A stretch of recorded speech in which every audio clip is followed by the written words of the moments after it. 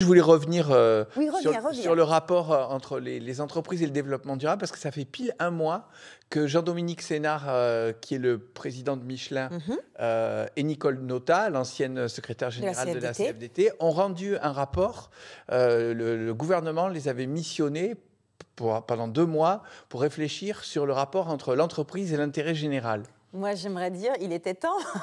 Oui, parce qu'en fait, on se rend compte que aujourd'hui, les gens ont l'impression que l'entreprise est devenue, en clair, une machine à fric et à broyer les gens. Et ils se sont dit, c'est pas possible, il faut vraiment qu'on avance là-dessus.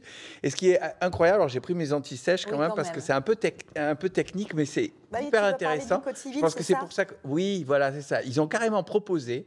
Alors, on ne sait pas du tout si ça va être retenu par l'Assemblée nationale, mais en tout cas, ça a été proposé de modifier dans le Code civil l'article 1833 qui définit l'objet social des entreprises. Jusqu'à présent, une entreprise, bon, ça doit être objet licite, évidemment. Hein, on n'a pas le droit de créer une entreprise pour planter du cannabis, par exemple. Ça, c'est interdit. Enfin, en tout cas, pas chez nous.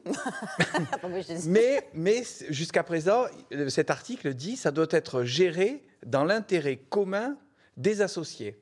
Et eux, ils veulent remplacer ça par gérer dans son intérêt propre en considérant les enjeux sociaux et environnementaux de son activité. Donc des salariés et de l'environnement. Ouais. On va intégrer, leur proposition, c'est carrément d'intégrer le développement durable dans la définition de l'entreprise. Alors que jusqu'à présent, on considérait qu'il y avait une économie marchande qui était là pour faire des sous et ce qu'on appelle une économie sociale et solidaire qui, elle, c'est les entreprises, les syndicats qui sont là pour le bien public. Éric, paradoxalement, l'administration française pense déjà à l'environnement et à notre bien-être. Alors oui, parce que le développement durable, ça a commencé depuis les grandes messes à Rio avec l'ONU, mais maintenant, c'est intégré depuis 2007 dans la démarche de l'administration. Et par exemple, il y a, depuis le Grenelle de l'environnement, cette démarche zéro phyto, vous voyez parfois parce qu'il y a déjà des villes qui s'y sont mises, normalement la date butoir c'est 2020, mais il y en a déjà qui y sont et qui mettent zéro phyto, ça veut dire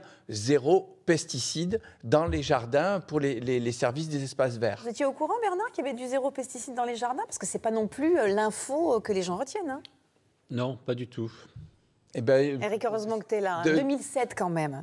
D'ailleurs, un apiculteur me disait ce week-end que les miels, il est des Alpes de Haute-Provence, les miels qu'il produit dans Marseille sont paradoxalement, quand on fait des analyses, plus propres que ceux qui sont touchés par les pesticides qui sont en milieu rural. Non, mais quelque part, on tient le bon bout. Moi, je suis assez contente de ça. Il y a une petite entreprise dont tu vas nous parler qui se trouve dans les Hautes-Alpes qui, elle, a envisagé encore mieux que le développement durable. Parce que bon, les grosses entreprises, elles s'y sont mises parce que pour les appels d'offres, il faut avoir des grosses certifications. Mais ce qui est extraordinaire, c'est que l'entreprise Béringer ou Beringer, quand on est à l'étranger, qui fabrique des roues et des freins pour l'aviation légère, les ULM, les petits avions.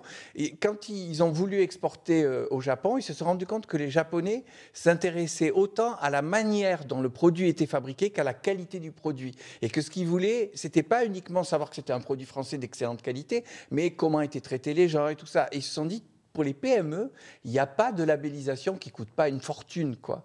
Et ils ont parce que ces fameux normes ISO, je fais un petit aparté, ça coûte très très cher aux entreprises. Donc, il n'y a que les grosses entreprises qui peuvent se permettre de payer. Exactement.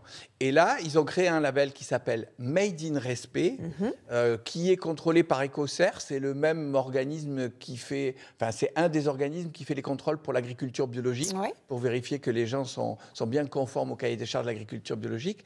Et ce label Made in Respect permet de garantir un cahier des charges. Après, le dernier boulot, c'est effectivement de faire comme ces Japonais qui, eux, en tant que clients, étaient intéressés par savoir qu'est-ce qu'il y avait derrière le produit.